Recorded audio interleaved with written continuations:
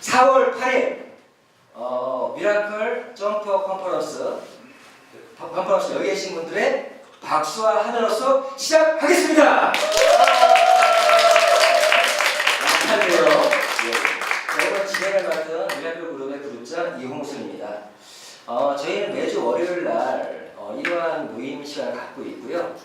지금 현재는 점프업 컨퍼런스지만 현재 스페셜 세미나로 1탄, 2탄, 오늘 3탄째 진행하고 있습니다.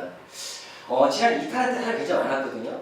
사실 지난 2탄 사람이 많아서 요 3탄 때는 좀 기대를 많이 했는데 오셨던 분들이 많이 안 오셔서 좀 아쉽기도 하고요. 하지만 또 새로 오신 분이 많이 있습니다. 자, 오늘은 보시는 것처럼 뉴 컨슈머리즘, 비주슈머 다들 책들 갖고 계시죠? 없는 분들은 저 뒤에서 8,000원에 구매할 수 있습니다. 자, 저자의 직방으로 오늘 유서구 작가님을 모셨습니다. 유서구 작가님을 조금 소개시켜드리면 보시는 것처럼 뉴 컨슈머의 저자, 비주슈머 저자시고요. 경영학 박사시고 그리고 더 휴행 컨퍼런스 주식회사 창립자며 대표이사님이시고요. 또 칼럼니스트, 또 국제 브레인 선거 아카데미 원장님, 또 중앙대학 강의 코칭 주임 교수 역임하시고 또 사단법인 한국강사협회 상임이사, 실제 이 강사협회를 또 만드신 분이시고요. 그리고 사단법인 K뷰티 산업협회 수석 부회장님이십니다. 부회장님이시고 그리고 또 2010년에 한국 이끌어는 리더로 선정되셔서 보신 것처럼 33가지 태클, 100만불짜리 네트워크, 1000가지 네트워크라는 책, 이 책, 세계 최고의 명가를 꿈꿔라. 제가 이 책을 10년 전에 제가 이 책을 제가 읽으면서 좀 준비했었거든요. 이 저자분을 저도 만나게 됐던 겁니다. 어찌 보면은 다음에는 이 책 하나하나의 또 저자로서 좋은 시간을 한번 만들어 보려고 하고요. 자, 오늘은 보시는 것처럼 뉴 컨슈머리즘 비주슈머라는 책의 저자로서 오늘 강의를 해주실 겁니다. 제가 앞으로 오시면 정말 우렁찬 박수로 환영의 인사, 환영의 박수 부탁드리겠습니다. 자, 유서구 작가님을 앞으로 모시겠습니다.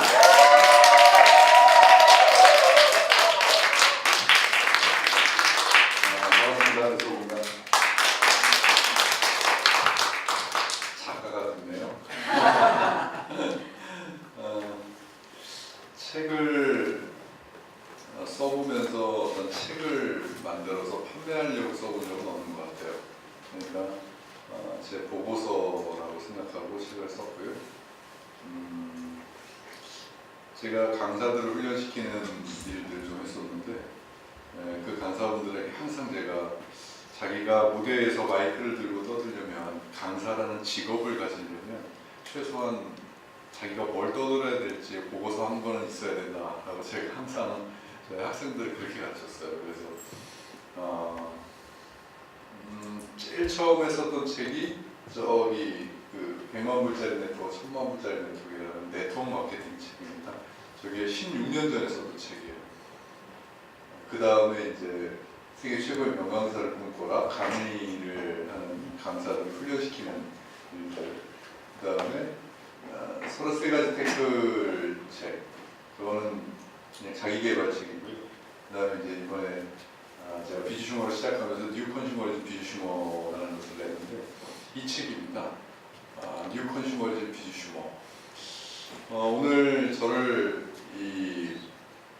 이 책의 저자로 이렇게 초청해 주셔서 제가 이 책 내용에 대해서 충실하게 내용에 대해서만 제가 해보려고 목차를 준비를 했어요. 근데 그 전에 여기 보면 별로 잘생기지 않은 얼굴이 하나 나오고 이대로는 안 된다. 혁신적 모멘텀이 필요하다.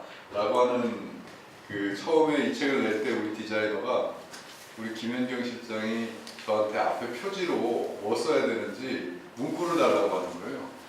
근데 문구가 생각 안 나가지고 그냥 이대로 안 된다. 바꿔야 되지 않겠냐 이렇게 했더니 이게 멋지게 써졌어요.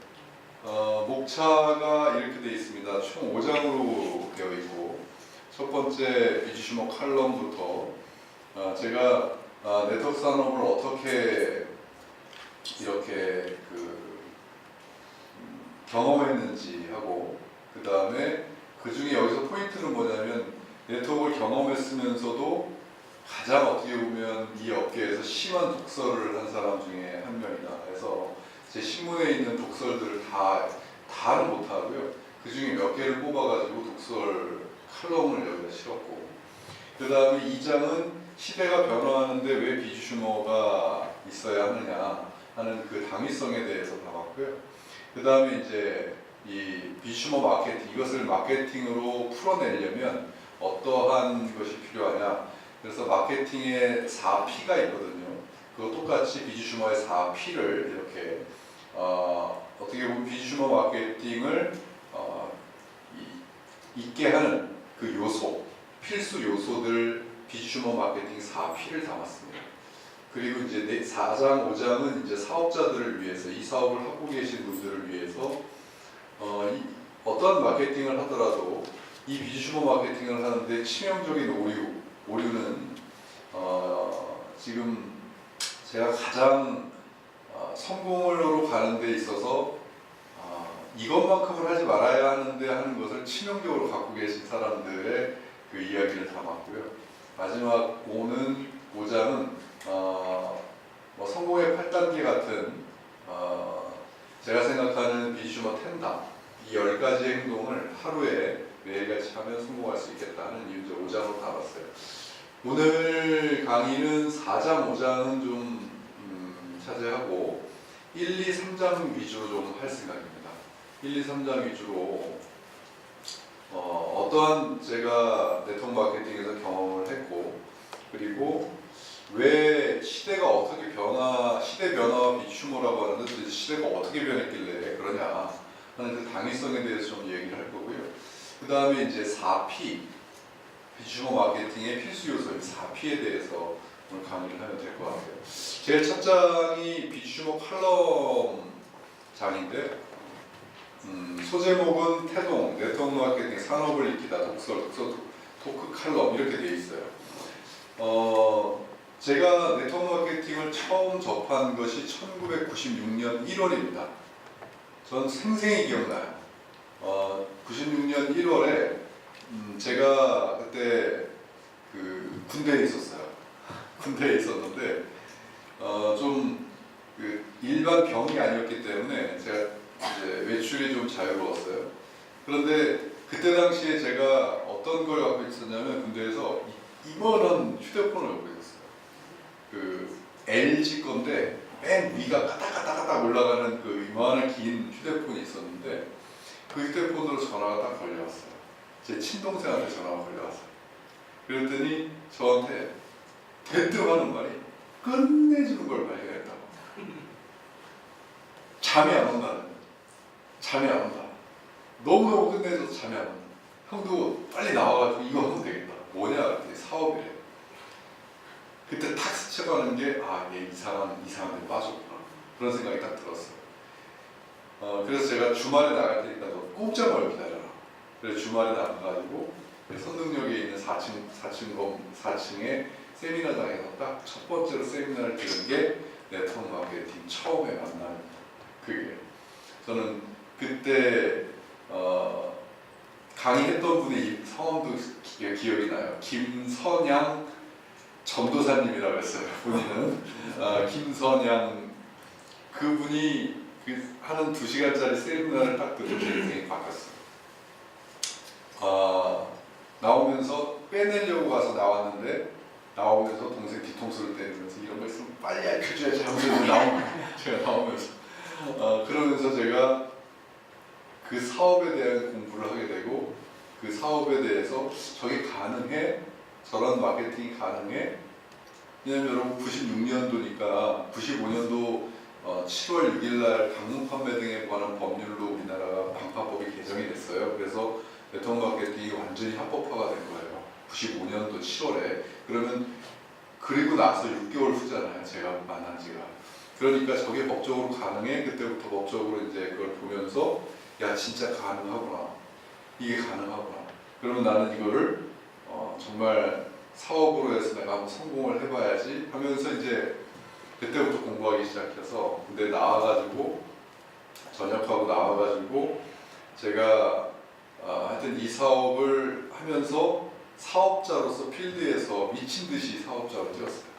그러다가 이 사업에 관심을 갖게 된 게 사업으로 내가 사업자로 성공해야지의 관심이 아니라 이 산업 자체가 없는 거예요. 그러니까 한마디로 우리나라에서 산업 자체가 잘 이렇게 활성화되어 있지 않은 때였어요.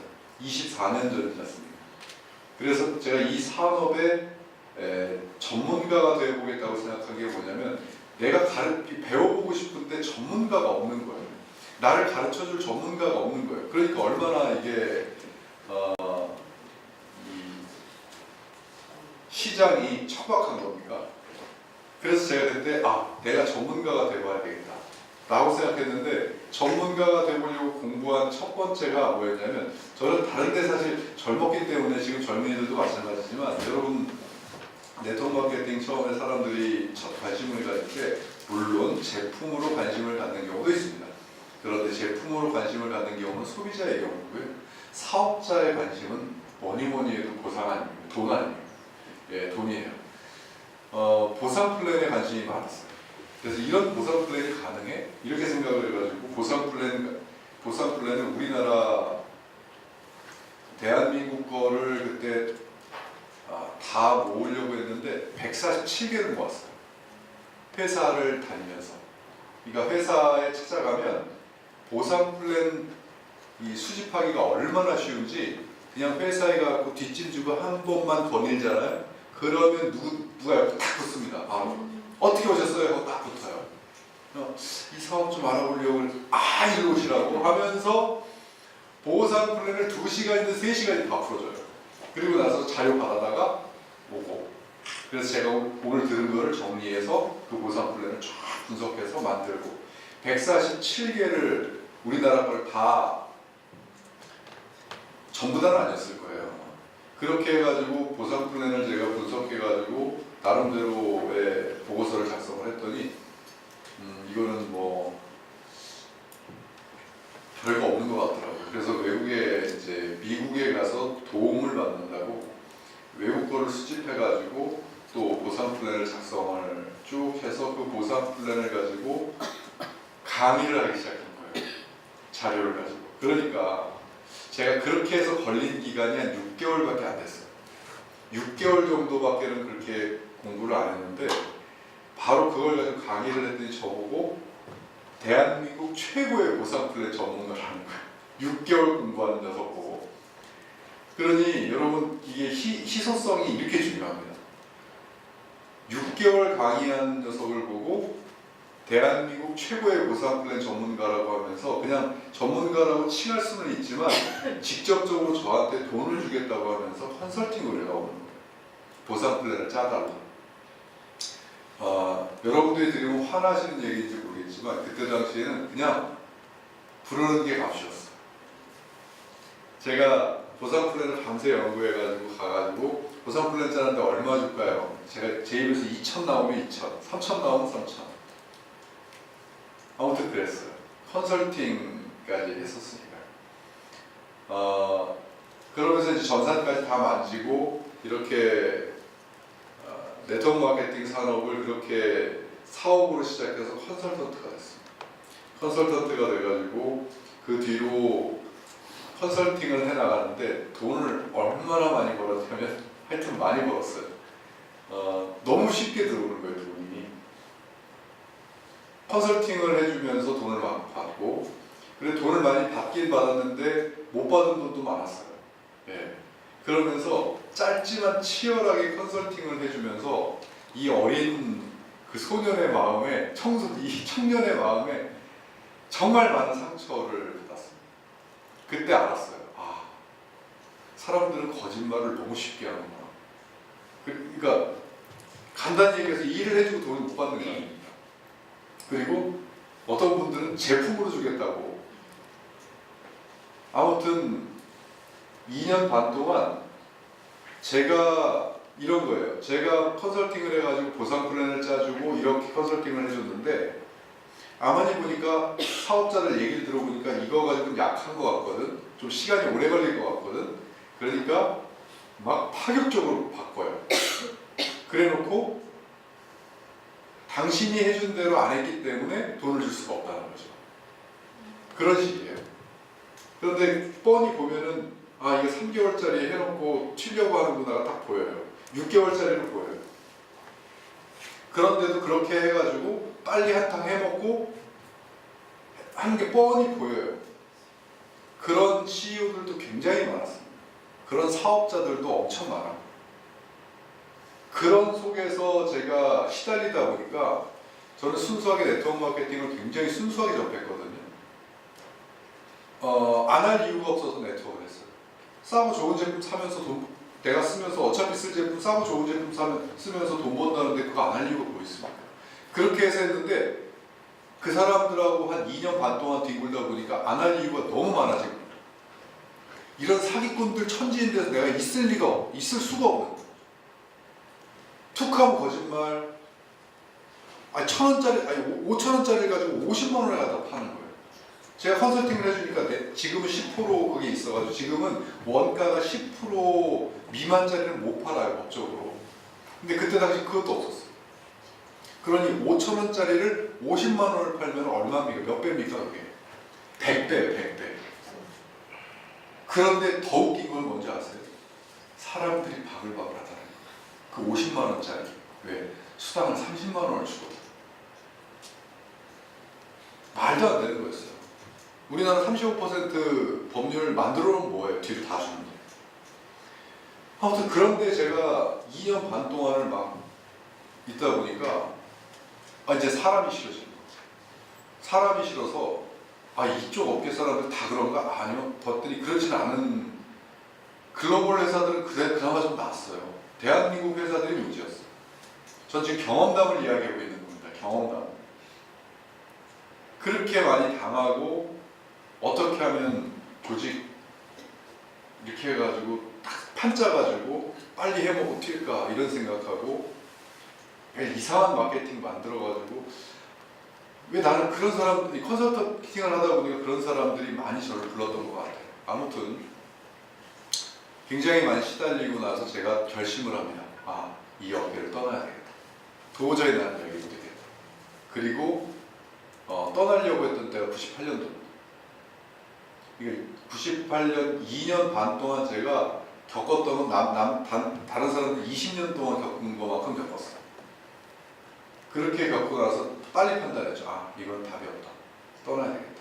이렇게 생각하고 떠나려고 했던 게 98년도인데 그러다가 운명처럼 제품 하나를 만나게 된 게 닥터큐라는 제품을 만나서 이 피부에 문항충이라는 그걸 만나서 이 회사를 창업하게 된 거예요. 제가 남들 욕만 할 게 아니라 내가 직접 한번 해보자. 내가 한번 해가지고 욕 안 먹게 한번 내가 운영을 해보자라고 회사를 창업한 게 그때 당시 21세기 포유라는 회사를 창업하게 돼요. 98년 12월 달에 라이센스 197호, 우리나라에서 197번째 라이센스를 제가 받고 그리고 나서 99년 1월 1일 날 공식적인 오픈식을 했어요. 3명 놓고 강의 처음 제가 첫 강의를 하면서 했죠. 최소한 물론 저를 욕하는 사람도 있을 거라고 생각해요. 뭐 개인적으로 따라서는. 근데 지금 21년 차가 됐으니까요. 대한민국에서 그래도 가장 오래된 회사 중에 하나가 됐으니까 최소한 망하지는 않고 그리고 없어지지는 않고 이렇게 해왔던 것에 대해서 나름대로 기특하다고 생각을 합니다. 기특하다고 생각을 하는데 그러면서 이 업계에 있으면서 네트워크 마케팅을 하면서 몹시 순탄하지만은 않았어요. 회사의 매출이나 이것은 굉장히 안정적이어서 개인적으로 먹고 사는 데는 전혀 지장이 없었고 또 매출이 안정화가 되고 나서부터는 회사 매출이나 이런 건 걱정을 한 적이 없어요. 그런데 속에서가 난리가 났었어요. 어떤 난리가 났냐면 여러분들이 하고 있는 일에 대한 정체성 그것에 대한 난리가 난 거예요.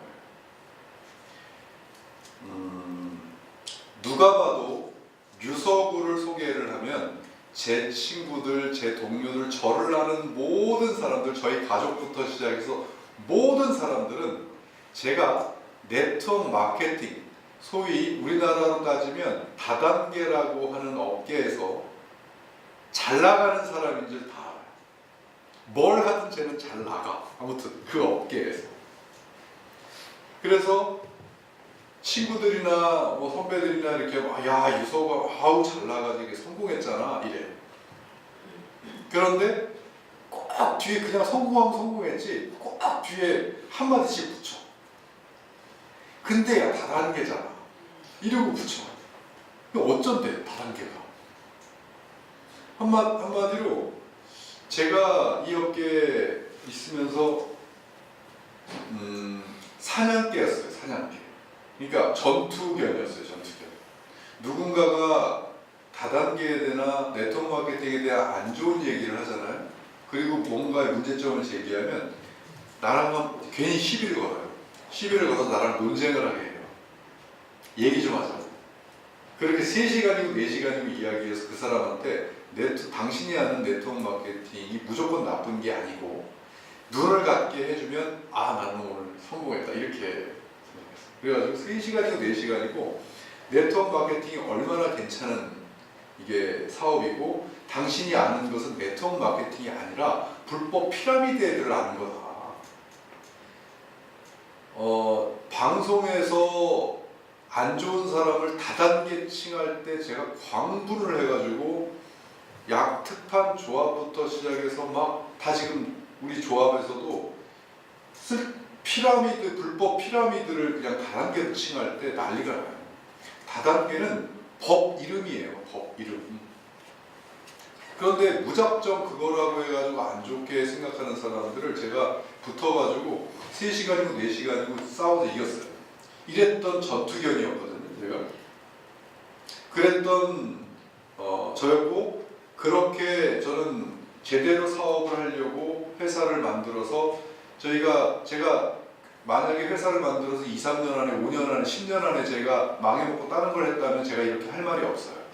그런데 네트워크 마케팅 회사 우리나라에서 내가 창업을 해가지고 제일 오래된 회사로 만들었잖아요. 그리고 지금도 많은 소비자들을 거느리고 지금도 하고 있잖아요. 그러니까 제 말이 먹히는 거예요. 점점 시간이 지나면.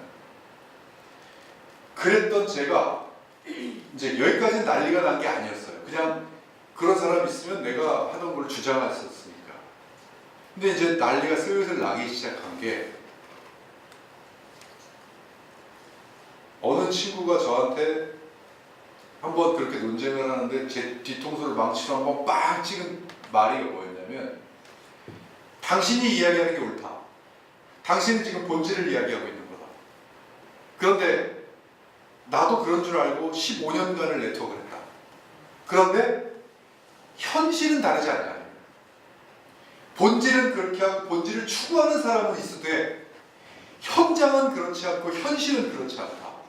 현실에 나가보면 어떻게든 이걸 이용해서 돈을 벌어먹으려고 난리가 나 있고, 기업들도 어떻게든 이 마케팅을 내세워서 뭔가를 해먹으려고 지금 하고 있고, 물론 그렇지 않은 몇몇 개의 회사나 그렇지 않은 몇몇 사람들의 본질적인 훌륭한 리더는 존재할지언정, 그러면서 당신 같은 사람도 존재할지언정 현실은 그렇지 않지 않느냐. 그렇다면 제가 예전에 강의하면서 이런 비유를 한 적이 있어요. 내가 아무리 백조라고 우겨도 이 울타리가 까마귀 천진 거예요. 외부에서 봤을 때 백조 5마리, 까마귀 95마리 있는 그 울타리를 무슨 우리라고 합니까? 백조 우리라고 합니까? 까마귀 우리라고 하잖아요. 그 얘기를 저한테 하는 거예요. 당신이 아무리 백조 존재한다는 거 인정. 그러나 현실이 95%가 까마귀처럼 보이지 않느냐. 그러니까 당신의 이야기는 이론뿐이라는 거죠. 그때 물론 그때도 반박을 했지만 그 뒤에 진짜 까마귀 천지인지를 내가 여기 안에 있으니까 이거 우물한 개꿀인가? 까마귀 천지인지를 알아보려고 제가 아는 모든 인맥을 다 동원해서 알아보기 시작한 때가 언제냐면 그렇게 알아보면서 에라이 이런 이렇게 알아볼 바에는 내가 학위 논문을 쓰자 해서 그때가 2007년도 제가 석사 학위 논문을 쓸 때예요. 그러면서 다 알아보게 된 거죠. 이잡듯이 뒤지면서 네트워크 밖에 있는 사람, 안에 있는 사람, 뭐 언론부터 시작해서 각 분야에 또 제가 다행히 한국 강사협회를 제가 만든 사람이라 각 대기업들의 강사들이 그 안에 많이 들어와 있었고 굉장히 그래서 다양하게 그 정보를 접할 수 있었어요. 그들이 생각하는 네트워크 마케팅이 도대체 어떻길래 진짜 그들이 까마귀로 보고 있는지를 확인하고 싶었던 거죠. 그때 제가 진짜로 세상이 다 없어지는 줄 알았어요. 제가 상상했고 그들이 나한테 했던 이야기가 30이었다면 제가 직접 알아보고 나서 거기다가 공을 하나 더 붙였어요. 30대를 맞았다면 제가 직접 알아보고 나서는 300대를 맞는 거예요. 상상을 초월할 정도. 이 정도로 이 산업에 종사하는 사람을 이런 눈으로 봐? 정말 저는 그렇게 느꼈어요. 그래서 제가 이 산업을 제가 직접 익히면서 그때부터 뭘 하기 시작했냐면 제 입에서 계몽을 해야 되지 않습니까? 우리가 바꿔야만 살겠다는 막 생존감이 생기니까 절실함이 생기니까 막 안에서는 점점 심하게 이야기를 하는 거예요. 바꿔야만 된다. 우리 바꾸지 않으면 이대로 가다가 다 죽는다.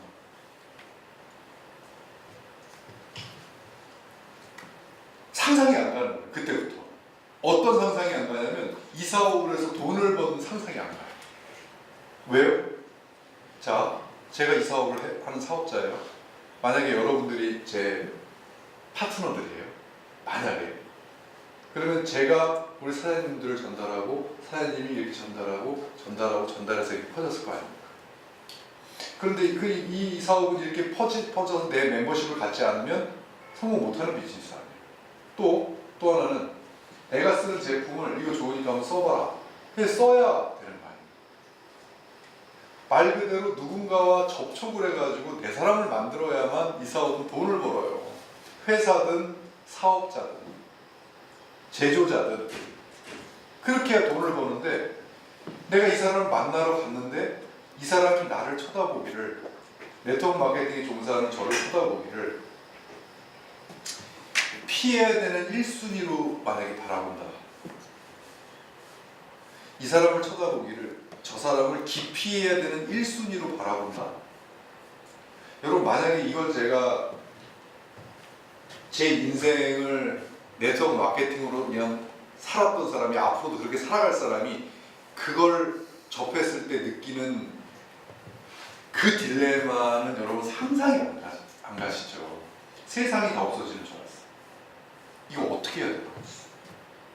내가 이제까지 인생을 바쳤고 앞으로도 바칠 이게 지금 이렇게 심각해? 이거 어떻게 해야 되지? 나 어떻게 해야 되지? 나 그리고 지금 이 회사를 운영하고 있는데 이거 어떻게 해야 되지? 그 다음부터 더 정말 힘들었던 게 저는 그냥 경영만 하는 사람이 아니잖아요.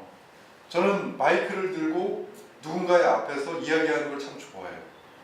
그렇게 해서 제가 가진 것으로 영향력을 미쳐서 지금보다 좀 더 나아질 수만 있다면 참 그걸 가치로 생각하는 사람인데 앞으로 마이크를 들고 어떻게 이 사업으로 성공을 하고 돈을 번다고 이야기를 하지? 그게 제일 딜레마였어요. 도무지 제가 아는 그거로는 답이 없는 거예요. 그것을 오해하실 수 있어서 제가 미리 말씀을 드릴게요. 어떤 A라는 사람이 이 사업을 파란색으로 알아요. A라는 사람이 이 사업은 파란색으로 파란색만큼 돈을 벌고 파란색만큼 해먹으면 돼 라고 파란색으로 아는 것과 B라는 제가 이 사업을 빨간색으로 알아요. 이 사업은 빨간색이고 이만큼 커, 이만큼이고 이래. 제가 이야기하는 건 제가 바라본 빨간색에 대한 걸 이야기한 거예요. 어떤 사람이 이 말을 듣고 뭔 소리야? 그래도 이 안에 돈 버는 사람 많아. 당연하죠. 이 사람이 파란색으로 보는 이 안에서도, 제가 빨간색으로 보는 이 안에서도 그게 아닐지라도 그 안에서는 돈 버는 사람이 존재해요. 존재하는데 제가 바라본, 그래서 어떤 사람은 왜 대표님은 네트워크 마케팅 그렇게 안 좋게 얘기합니까? 지금도 많은 사람들이 훌륭하게 사업을 하고 있는 사람이 많은데 오해하실까봐 제가 말씀을 드리는 거예요.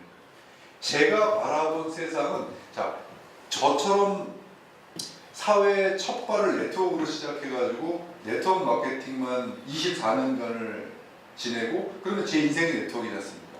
제 인생이 소위 말하는 다단계예요. 제 인생이 그냥 유서구의 사회생활은 다단계로부터 시작해서 지금까지 이걸로만 해왔다고요. 그리고 앞으로도 그걸로만 해갈 사람이에요. 그러면 그런 사람들한테는 돈 이외에 또 다른 게 좀 있어요. 또 다른 게 뭐가 있냐면, 내가 몸담고 있는 이것이 그래도 다른 사람에게 좀 괜찮게 보여줬으면 하는 그런 게 있어요.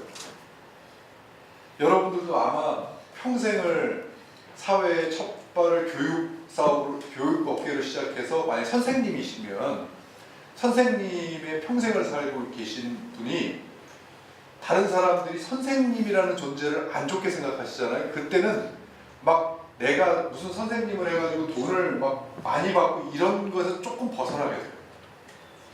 선생님이라고 하는, 선생님이 나쁘다는 게 아니고요. 혹 예를 들어서 내가 금융업에 종사를 하는데 금융업 사람들을 안 좋게 볼 때는 그렇지 않게 하기 위한 노력을 할 수밖에 없는, 이건 인간이 기본적으로 갖고 있는 뭐라고 생각해요. 제가 그게 발동이 되는 거예요. 사람들이 그때부터는 나를 바라보는 눈초리가 막 이상해진 것 같아요. 제 친구들이, 그렇다면 내 주위 사람들, 내 친구들, 내 가족들, 수많은 사람들이 나를 그렇게 보는 거 아니야? 그때부터 살 수가 없는 거예요. 그때부터 제가 어떻게 하기 시작했냐면, 강의를 하면, 뭘 하면, 책을 쓰면, 누구와 대화를 하면 나름대로의 계몽운동에 빠졌어. 그런 즈음에 저한테 칼럼을 써달라고 하니, 신문에서 매 주간 나오는 신문인데 매 주간 칼럼을 써달라고, 연재를 해달라는 거. 나는 지금 나한테 칼럼 쓰게 하면은 나는 독설밖에 안 나온다. 그래서 괜찮대. 그래서 독설 토크로 아예 제목을 짓고 하게 된 거죠. 그때부터 저는 바뀌어야 된다는 이야기를 합니다. 그러면서 노력을 하다가 진짜 심한 딜레마, 제가 이런 얘기 잘 안 했는데 딱 두 가지로 선택할 때가 왔어요. 떠나든지 바꾸든지 둘 중에 하나 하자. 진짜 떠나든지 바꾸든지 둘 중에 하나 하자라는 생각을 딱 하게 됐어요. 떠나려면 아예 내 입에서 이제는 네트워크 마케팅 성공한다는 얘기 안 한다. 만약 바꾼다 그러면 뭔가 새로운 걸 해가지고 진짜 한번 해보자. 그러다가 비지슈머라는 걸 제가 만나서 이 비지슈머로 한번 바꿔보자. 이게 제 1장의 스토리예요. 2장이 시대 변화와 비지슈머. 왜 바뀌어야 되냐고요? 제가 당위성에 대해서 적어놨어요. 제가 제 책에 있는 그대로로, 다른 내용을 안 하겠습니다. 책에 있는 그대로의 내용 가지고 해볼게요.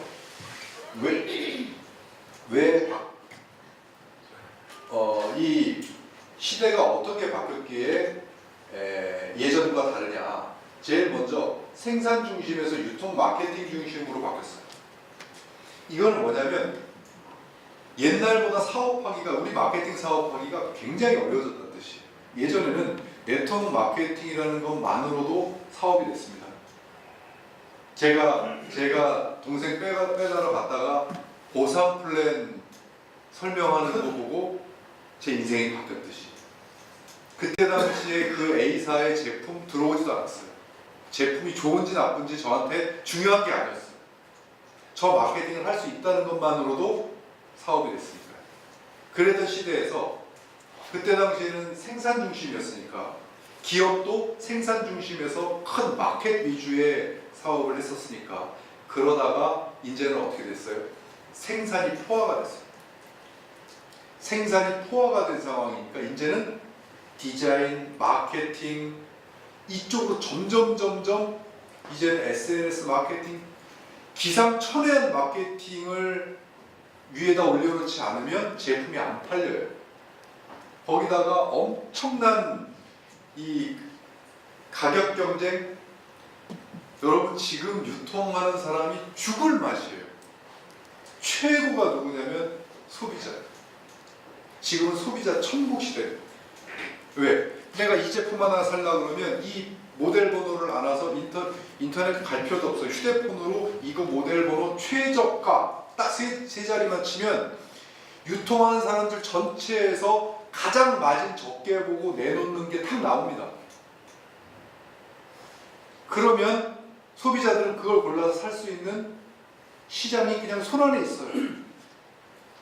그럼 유통하는 사람들, 마케팅하는 사람들은 죽을 맛인 시대가 지금이에요. 근데 우리 뭐 하고 있습니까? 마케팅을 하고 있잖아요. 여러분들이 소비자면 여러분들은 두 개를 다 가지고 계시잖아요. 소비자이면서 마케팅을 하는 사업자. 그러니까 정확하게 따지면 지금은 마케터들의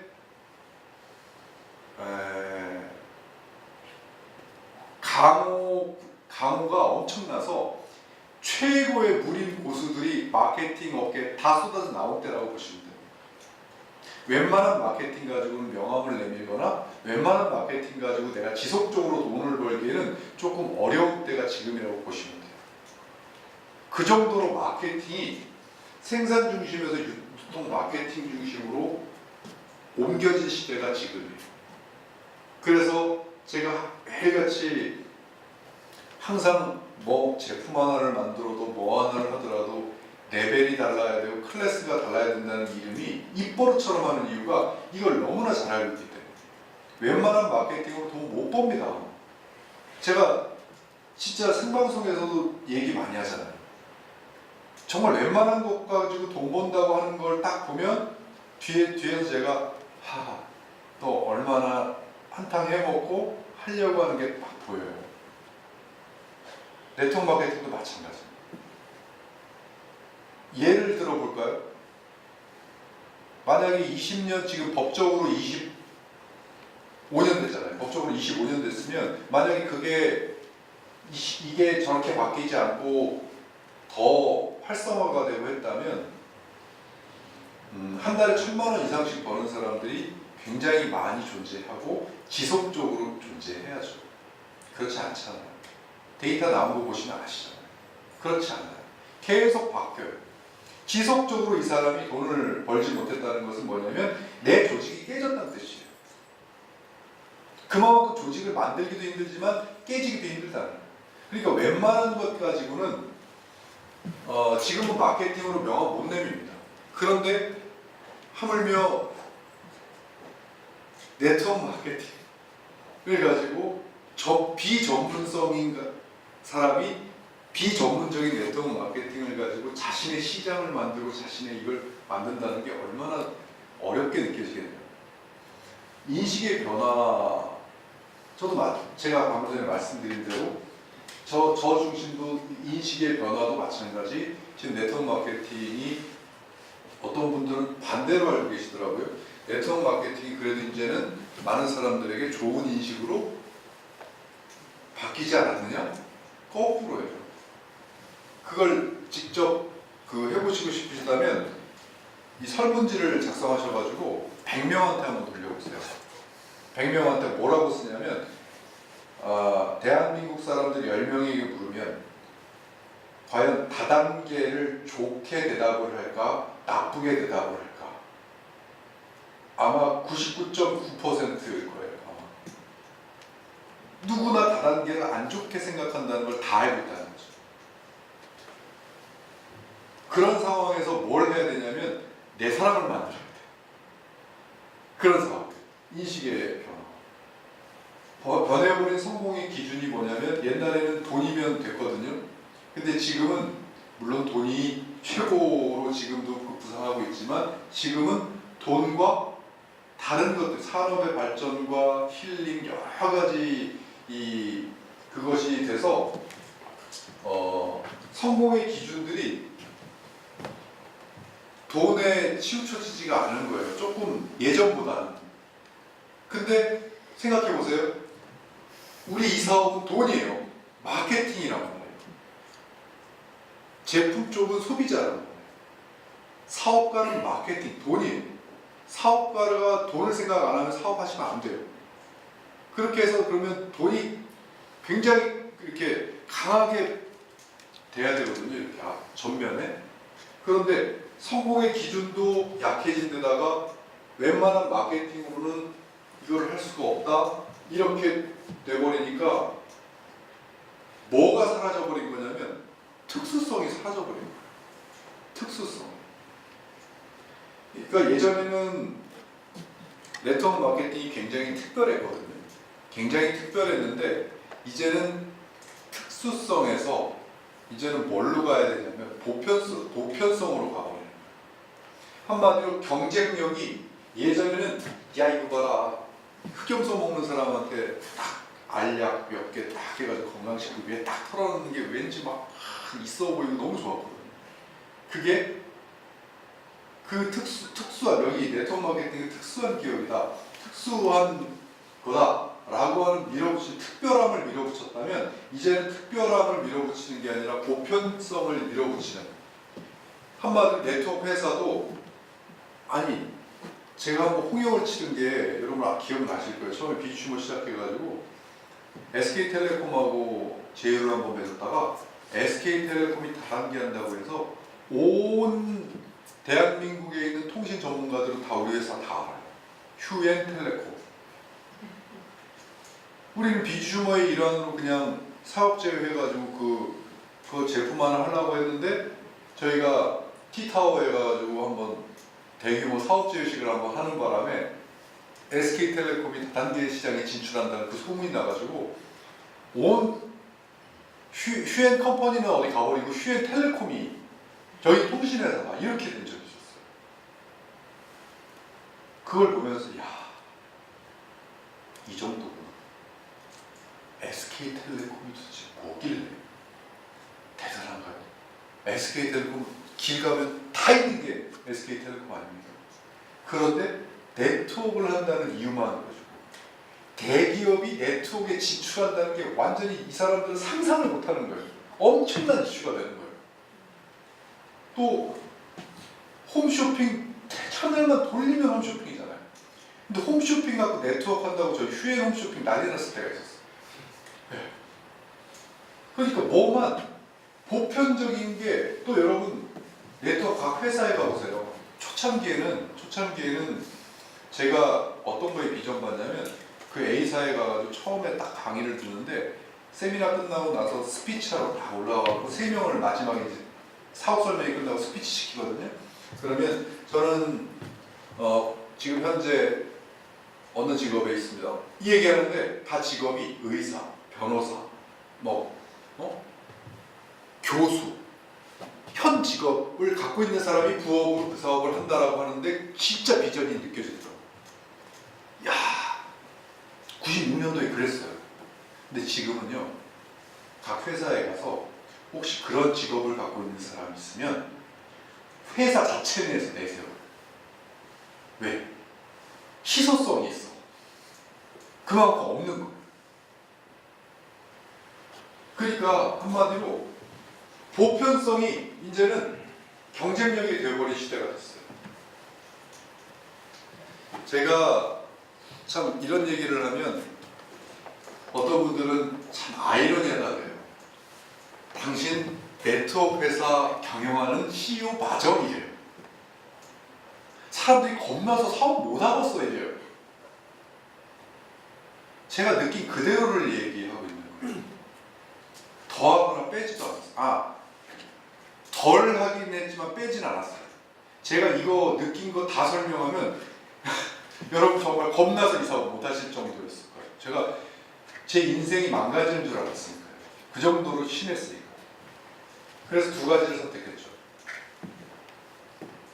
바꿀 거냐, 떠날 거냐. 근데 저는 비즈슈머라는 단어를 안 만났으면 아마 떠났을지도 몰라요. 그랬는데 비즈슈머라는 게 머릿속에 떠오르면서 비즈슈머를 가지고 어떻게 보면 바꾼다는 것도 잘못된 것 같아요. 본질을 그대로 한번 지켜보자. 본질의 부활을 얘기하기 시작했어요. 제대로 된 본질 자체가 너무 좋은데 그게 뭘 바꿔? 그냥 그 본질대로. 대신 바꾸는 거는 시대에 맞춰서 한번 경쟁력을 가져보자. 이렇게는 생각을 했었어도 어떻게 보면 본질대로 하도 사람들이 다 까마귀처럼 일을 하니까 나는 백조 울타리를 한번 만들어보자. 백조 울타리. 휴행 컴퍼니만큼은 진짜 까마귀들이 오면 자동 정화되는 백조 울타리를 한번 만들어보자 한 거예요. 그래서 이름도 21세기 포유에서 휴엔 컴퍼니로 바꾸고 제가 경영 일선의 최전선 CEO에 딱 나오면서 우리 휴엔 컴퍼니는 앞으로 몇 년 안에 그걸 만들겠다는 게 아니라 진짜 100년 대계를 생각하고 여기만큼은 최소한 다른 건 몰라도 까마귀들이 들어오지 못하는 천연지대를 만들어 봐야 되겠다라고 마음을 딱 먹기 시작했어요. 얼마나 제가 지금 말씀드린 이게 얼마나 어려운 결단인지 아십니까? 경영자인 CEO한테. CEO는요, 회사를 경영하면 매출 이윤으로 평가를 받아요. CEO. 얼마나 매출을 올려서 얼마만큼 남겨 먹었느냐로 주주들한테 평가를 받아요. 제가 지금 얘기하는 거는 현실적이지 않은 신념, 이념에 불과하다라고 얘기하는 사람, 경영자들은 다 느낄 거예요. 이게 같이 맞으면 좋죠. 이것도 좋고 매출과 이것도 좋고. 근데 일단 제 머릿속에는 과동기가 필요했기 때문에 분명 바꾸는 시기가 필요할 것이다. 이 시기를 겪고 나면 진정한 이 백조의 울타리가 가장 큰 매출을 올릴 것이라는 확신이 있기 때문에 도전합니다. 그렇게 도전을 하면서 휴행 컴퍼니를 만들어가기 시작했죠. 시행착오도 많았습니다. 지금도 시행착오에 계속 순환이에요. 왜? 안 해본 길을 가면 시행착오가 없이는 그건 혁신이 아니야. 시행착오가 없이는 그것은 혁신이 아니다라는 문구를 봤을 때 겁도 살짝 나더라고요. 예, 무조건 시행착오가 있대요. 왜? 안 가봤기 때문에. 이 비주머 마케팅 이 네 가지 4P 요소, 첫 번째 대중, 상품, 수익, 보전. 앞에 P가 4개가 붙어 있잖아요. 그래서 4P입니다.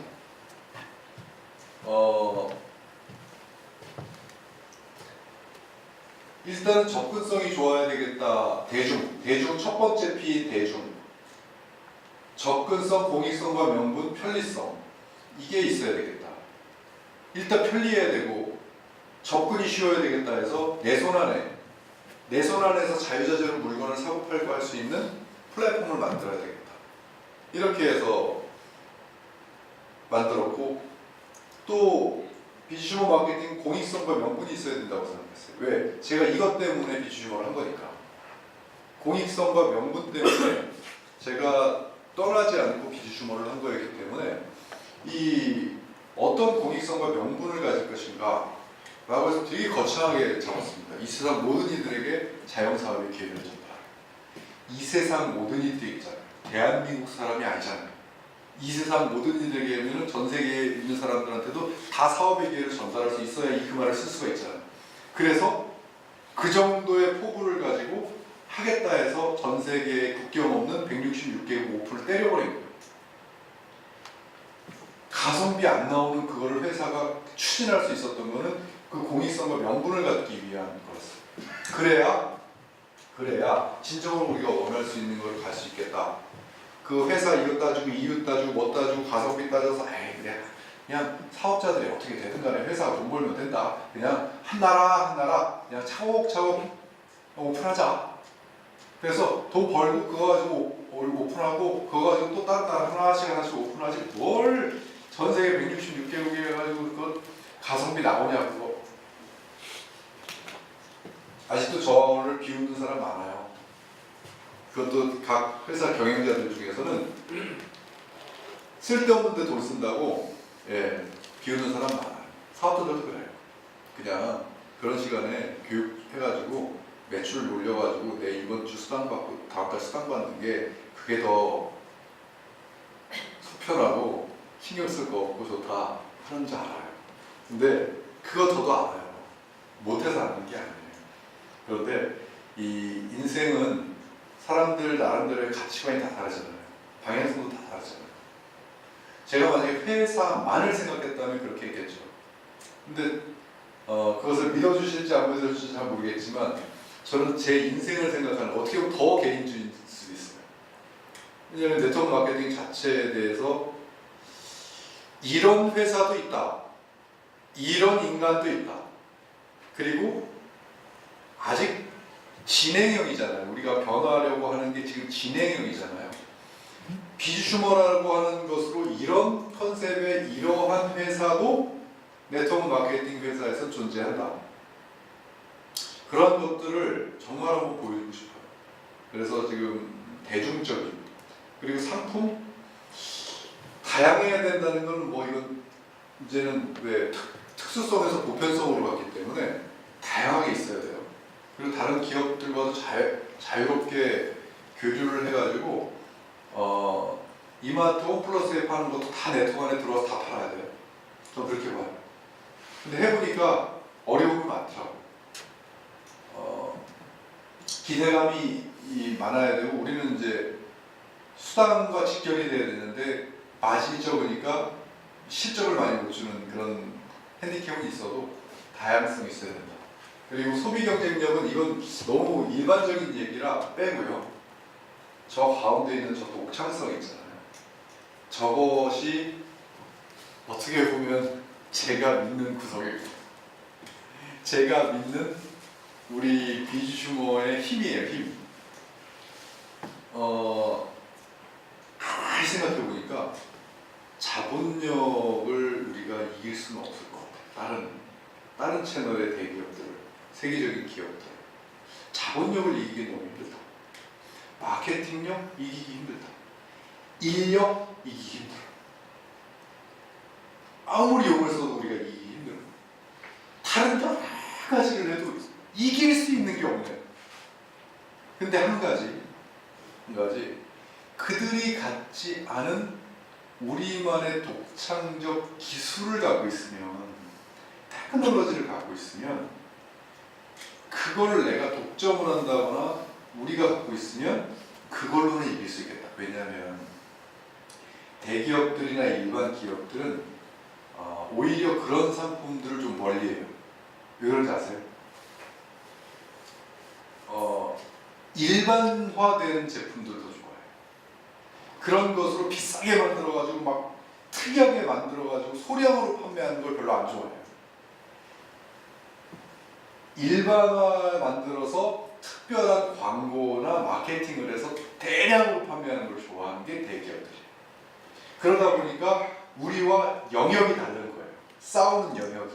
그런데 싸우는 영역이 달라도 소비자는 똑같잖아요. 그러니까 걔네들이 못하는 이 시장을 내가 파고 들어가서 우리만의 독창적 기술을 많이 보유를 하면 어느 누구도 우리를 못 건드리겠다 하는 그런 생각이 딱 들어서 그때부터 정말 지금도 그렇지만 기술에 목을 메고 있는 거예요. 그래서 제가 생방송 때 많이 들으셨을 거예요. 다른 건 몰라도 우리 휴앤컴퍼니가 비주슈머를 하는 우리 휴앤컴퍼니가 전 세계 네트워크 마케팅 회사 중에서는 가장 많은 기술을 보유하는 회사가 될 테니까 들어와라. 전 그게 우리 휴앤컴퍼니 회원들이 비주슈머를 하는 비주슈머들이 대기업을 이기고 자신의 시장을 만들고 멤버십을 만들고 이걸 유지하고 지속적으로 돈을 벌 수 있는 유일한 기회라고 생각했어요. 그래서 그때부터 클래스가 다른이라는 말을 쓰기 시작했어요. 왜 클래스가 다르다는 말 함부로 붙이시면 안 돼요. 클래스가 다르다는 건 뭐냐면 완전 레벨이 틀리다는 거예요. 그러니까 왜 복싱에서 완전히 세계 챔피언과 애들의 싸움일 때 보통 급이 다르다 이렇게 얘기하죠. 체급이 다르다 그러잖아요. 그렇게 클래스가 다르다는 말은 완전히 급이 달라야 돼. 투지폰 쓰다가 투지가 조금 이렇게 하는 게 아니라 투지폰과 스마트폰 이렇게 완전히 급이 달라요. 그렇게 다를 때 클래스가 다르다는 말이 있어요. 그러한 제품이고 그러한 기술이 가장 많았으면 좋겠다는 게 그렇게 해야만 이 시장에서 비즈 슈머가 말 그대로 현실적인 멤버십을 구축할 수 있다고 봐요.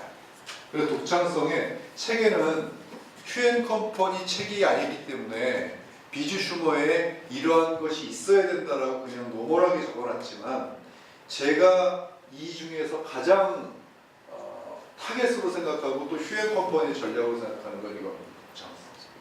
예. 수익성은 좀 일반적인 것이라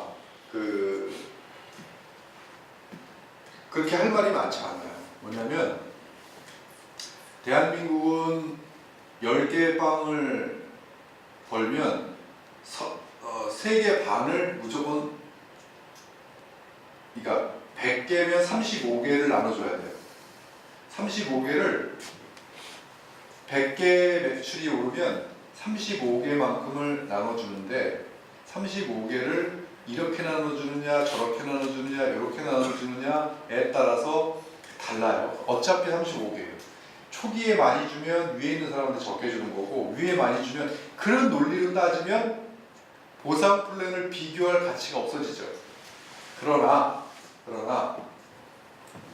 이제 좀 외부적으로 볼 때는 그런데 내부적으로 조금 깊이 들어가고 저처럼 보상 플랜에 미쳐있는 사람들은, 제가 제 네트워크 마케팅이 제 전공 과목이 그 안에서 어떻게 보면 박사를 뭘로 땄냐 이렇게 물어보신다면 물론 경영학 박사로 땄지만 이 내에서 특수 전공이 뭐냐 그럼 보상 플랜이거든요. 보상 플랜을 만들어 보면 철저하게 사업자 입장에서 만들 수가 있고요, 회사 입장에서 만들 수가 있어요. 회사 입장에서 만드는 것은 교묘하게 당신이 요만큼의 수당을 받으려면 철저하게 대가를 요만큼 지불하게 만들어 놓는 게 회사 입장에서의 보상 플랜. 티 안 나게 만들 수도 있어요. 그러나 그것은 회사 입장에서 보상 플랜이고 사업자 입장에서 보상 플랜이면 어차피 줄 거 쉽게 내놔. 어차피 줄 거 까다롭게 조건하지 말고 그냥 편하게 줘, 편하게. 그리고 이렇게 생길 수 있는 다양한 이 요소들, 예를 들어 이번 달 매출 없고 다음 달 매출 없고 그 다음 달 매출 있으면 돈 받게 해줘, 이런 거 하다가 그룹이 깨졌더라도 어떻게 해서 남겨놓고 나중에 또 이렇게 복구하면 이렇게 줘. 하여튼 무궁무진해요. 사업자들 입장에서 쉽게 받을 수 있는 조건이. 근데 그것을 회사가 CEO나 회사 입장에서 그걸 완벽하게 알고 있으면 자유자재로 그걸 할 수 있는데, 대부분이 회사들이 보상 플랜을 완전히 꿰차고 있는 사람이 그렇게 많지 않은 것 같아요. 아무튼 저는 보상 플랜을 꽤 많이 알고 있습니다. 만들어 보기도 엄청나게 많이 만들어 봤고 그걸 팔아서 돈을 번 사람 중에 모르겠어요. 가장 많이 벌었다 그러면 모를까, 아직 확인은 안 됐지만 하여튼 그랬어요. 제가 휴앤컴퍼니 비즈슈머 이 플랜을 만들 때 딱 이런 심정으로 만들었어요. 제가 1번 사업자다. 그리고 회사가 있다. 나 이런 분석 플랜 해줘. 나 이거 사업하게. 저 지금도 사업하고 싶어. 이제 여러분들 맨 밑에 가가지고 사업하고 싶어. 진짜.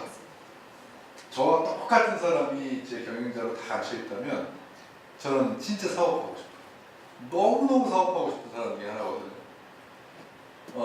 근데 제가 그 소리 하면은 그러더라고요. 야, 축구 좋다고 다 축구만 하면 축구장은 누가 만드냐 이 얘기를 해가지고 제가 지금 축구장 만드느라고 네. 지금 아무튼 제 사고 방식은 그렇습니다. 비즈슈머 마케팅이 성공하려고 하려면 얼마나 어렵습니까? 지금 경제도 어렵고 이 상황도 어렵고 마케팅도 어렵고 신문 봤더니 이런 기사 자꾸 나오면 안 되는데 2018년도 드디어 다단계 시장 반등, 재작년보다 매출이 조금 올랐다는 거죠. 반등. 그게 5조예요. 5조. 5조. 네트워크 전체 시장이 5조라고. 이 5조는 하다못해 요만한 무슨 하나의 탈모 시장 하나만 해도 4조예요. 근데 네트워크 전체 시장은 화장품, 건강, 생활 다 포함하고 있거든요. 근데 그게 5조예요. 탈모 시장 하나가 4조. 네트워크 전체가 5조. 5조를 불법, 합법 다 포함해서 회사의 개수로 나누고 사업자의 개수로 나누고 사업자의 삼각형으로 나누면 웬만한 삼각형 꼭지점에 있는 사람들 100만 원씩만 나눠줘도 돈 없어요. 나눠줄 돈. 그러니까 돈이 없는 거예요. 시장을 50조, 500조로 늘려야 돼요.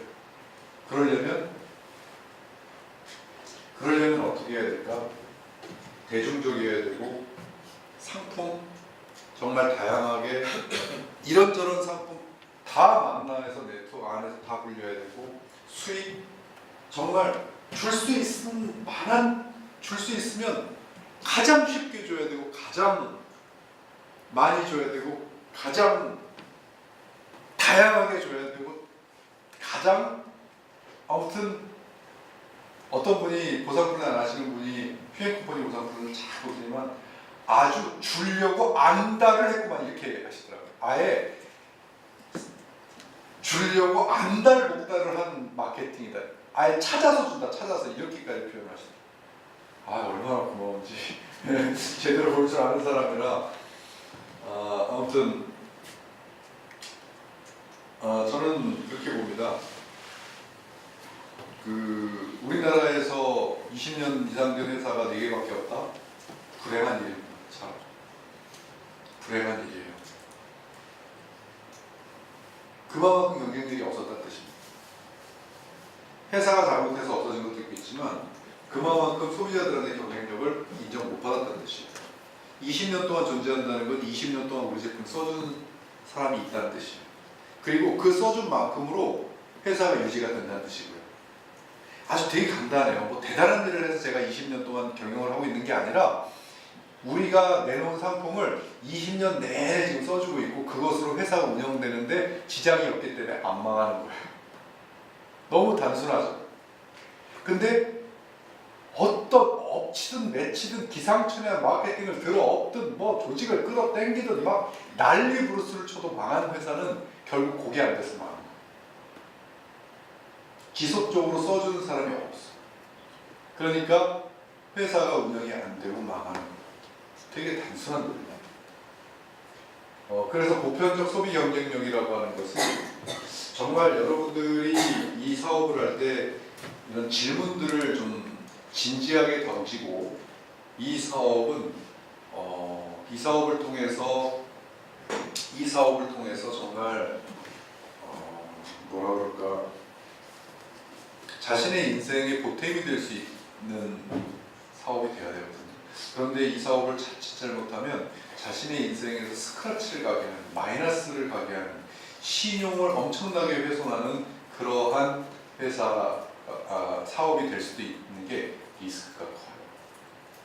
그래서 저는 오너 리스크를 항상 이야기하는 게 제가 저자로서 오너면서 오너 리스크를 쓰려니까 참 너는 잘하다는 얘기 아니냐 이렇게 생각을 해갖고 좀 제가 세게 못 썼어요. 저 부분은 오너들 생각들 기상천외합니다. 진짜 뭐 훌륭한 오너들 그런 오너들을 잘 이렇게 선택을 하셔야 될 것 같아요. 왜냐하면 이 사업을 해보니까 이 오너라는 이 CEO 최고 경영자의 펜 끝에서 좌지우지 될 수 있는 게 너무 많아요. 너무 많아요. 그래서 이런 것 같아요. 그 경영자의 마인드가 중요하다는 것은 뭐냐면 진짜 이 산업의 크기를 얼마만큼 생각하고 있느냐, 그리고 진짜 이 사업을 하고 있는 사람들의 주머니를 얼마만큼 진짜 걱정하고 있느냐, 그리고 이 시대를 제대로 분석하고 있느냐. 당신이 이 사업으로 돈을 벌려면 도대체 어떻게 해야 되냐. 자부하는 건요, 다른 건 모르겠어요. 자부하는 거는 제일 까칠한 CEO 중에 뽑으라면 제가 좀 뽑힐 것 같아요. 3등 안에 뽑힐 것 같아요. 까칠한 CEO, 어떤 까칠한 CEO? 성공의 조건, 기준. 어떤 리더분하고 제가 미팅을 했을 때 성공의 기준을 낮춰야 된다, 이렇게 얘기하시는 경우가 많거든요. 들었어요. 그리고 당연히 이 성공의 기준을 낮춰야 된다는 건 보상을 확 낮춰가지고 밑에 사람들한테 보상을 많이 줘야 된다는 식으로 말씀을 하셨는데 동감을 못하는 건 아니에요. 한데 이 시대가 바뀌면 바뀔수록 돈을 벌 수 있는 기준 자체, 그 마케팅의 그 수준 자체는 한없이 높여요. 제품 나가보세요. 여러분 진짜 한번 나가보세요. 얼마나 좋은 제품이 넘치고 넘치는지 한번 나가보세요. 싼 제품 나가보세요. 얼마, 도대체 이 가격으로 도대체 나올 수가 있어 할 정도로 싼 제품이 얼마나 많습니까? 마케팅? 각 기업에서 막 안 하면 안 될 정도로 마케팅을 쓰는 그 엄청난 걸로 소비자들을 공략하고 있을 때 뭐 갖고 우리는 버티냐고. 뭐 갖고 여러분들의 멤버십을 만들 거며 뭐 갖고 그것을 유지시킬 거며 거기서 돈이 나오는 것을 내 통장으로 쌓으실 거예요. 저는 수준 높여야 된다고 생각해요. 진짜. 그래서 저는 제가 오늘은 그 비주 슈머의 이 책의 저자로서 설명을 드렸는데 제가 결론을 얘기하자면, 마무리를 해서 결론을 얘기하자면, 비주 슈머라는 게 새로운 게 아닙니다. 새로운 거라면 제가 지금 비주 슈머가 이렇게 새롭습니다, 새로운 이런 메커니즘을 갖고 있습니다를 설명을 하겠지만, 비주 슈머는 새로운 게 아니에요. 어떻게 보면 용어 하나를 새롭게 만든 것 뿐이에요. 왜? 울타리 이름을 까마귀 울타리 해놓고 똑같이 까마귀 울타리 해놓고 백조 울타리를 만들 수가 없어서 네트워크 마케팅, 그 좋아하는 사랑하는 그 단어를 버리고 비주 슈머 마케팅을 선택한 것 뿐이에요. 일단 간판. 그래놓고 본질을 찾자는 거 외에는 없어요. 본질. 원래 네트워크 마케팅은 본질적인 걸 찾아야 되는데 이제는 그 본질적인 것을 찾기가 수준이 너무 높아졌기 때문에 진짜 최고로 높은 수준의 본질적인 본질을 찾아보고 경쟁력을 찾아보고, 오로지 머릿속에는 어떤 것만 있어야 되냐면 저 굉장히 현실적이었으면 좋겠어요. 내가 이 제품으로 멤버십을 만들 수가 있어? 이 제품, 이 정도 기술을 갖고 이 정도 사업을 가지고 상상을 막 하세요. 이 멤버십을 만들고 이 사람이 또 멤버십을 만들어서 유지가 돼? 그게 상상이 되면 돈이 들어오는 거예요. 근데 그게 상상이 안 되잖아요? 그러면 어려워. 이 시대가 너무 어려워요. 그래서 저는 이 비주 슈머를 이 시대에 맞는 SNS 마케팅, 그다음에 플랫폼, 기술력 이런 것으로 해나가려고 지금 도전 중인데 녹록지 않습니다. 왜? 시장이 어렵고 이것이 뭐 이런 거 있잖아요. 진짜를 얘기하기 진짜 어렵다 그러잖아요. 이 시장에서 매출을 퍽 올리는 회사들을 보면 그 회사가 나쁘다는 게 아니라 뭔가 사람을 혹하게 만드는 게 있어야 돼요. 그래야 매출이 퍽 올라요. 그래야 뭐가 시너지가 퍽 나요. 그런데 그렇게 한 회사치고 오래간 회사가 없어. 왜? 정상적인 거 가지고 사람을 혹하게 만들기가 어려워. 정상적인 걸 가지고. 이게 딜레마예요. 근데 저는 후자를 택했어요. 진짜 장기적으로 진짜 돈을 맛보게 해야 되겠다. 진짜 인세라는 게 뭔지를 맛보게 해야 되겠다. 그래서 진짜 비주 슈머라고 하는 것을 본질을 찾는 하나의 노력 끝까지 해볼 생각입니다. 여러분들도 슈행 컴퍼니를 만나시고 비주 슈머를 만나셔서 한번 나만의 시장을 갖는다는 건 참 괜찮잖아요. 그죠? 나만의 시장을 갖고 어느 기업이나 다 시장을 가지려고 하는데 나만의 시장을 가지고 그 시장을 계속 유지 발전시켜 나갈 수 있는 그런 최소한 휴일 컴퍼니 비즈니스를 하면 까마귀들을 자동 정화시킬 수 있는 그 정화 체계들을 갖고 있는 회사라 저는 자부하고요.